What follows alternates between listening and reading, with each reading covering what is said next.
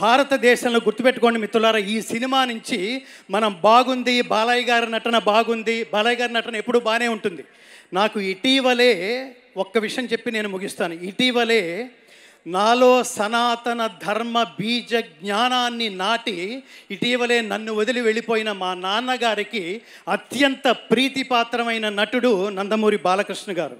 ఎందుకు నాన్న అని అడిగితే నాన్నగారు చెప్తుండేవాళ్ళు, ఎన్టీ రామారావు గారి తర్వాత ఒక్క శరీరంలో మాత్రమే ఒక డైలాగు అంత పండుతుంది నాన్న, ఫ్లూటు జింక ముందు ఊదు సింహం ముందు కాదు అని చెప్పాలన్నా ఆయనే. రెండవది మనకు అర్థం కాకపోవచ్చు, వాగర్ధావివ సంపృక్తౌ వాగర్ధ ప్రతిపత్తయే జగతః పితరౌ వందే పార్వతీ పరమేశ్వరవు.